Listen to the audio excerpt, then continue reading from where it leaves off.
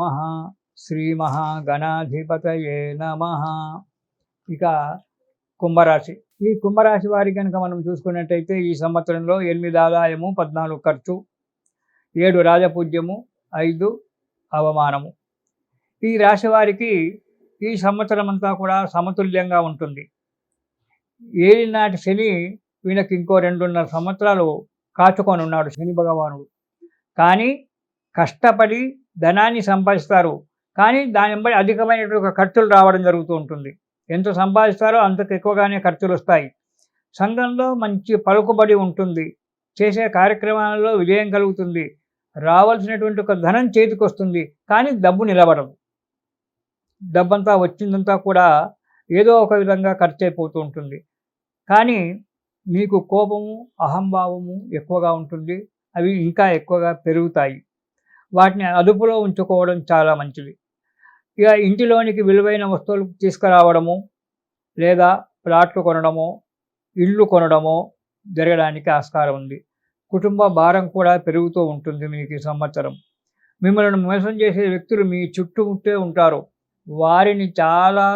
వారితో చాలా జాగ్రత్తగా ఉండండి. వారు చెప్పిన మాటలు వింటే మీరు మోసపోవడం జరుగుతుంటుంది. వారు ఎవరు అనేటువంటి ఒక విషయాన్ని మీరే కనుక్కోవాలి. ఎవరు చెప్పడం అనేది కుదరదు.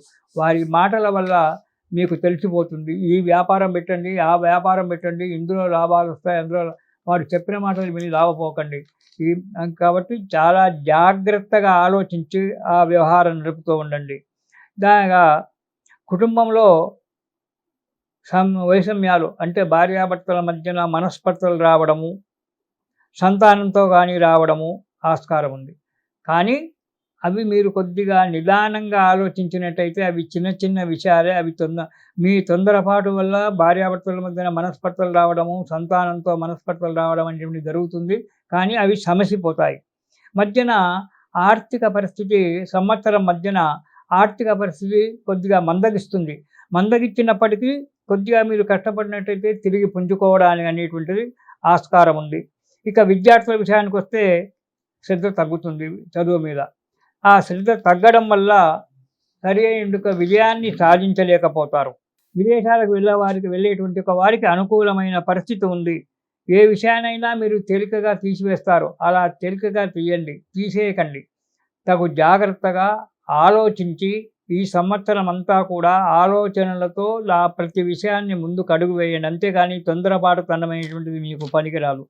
తగు జాగ్రత్త అవసరం. ప్రతి విషయంలో కూడా ఎవరో చెప్పింది విని జీవితాన్ని పాడు చేసుకోకండి. ఆలోచించి అడుగు ముందుకెయ్యండి.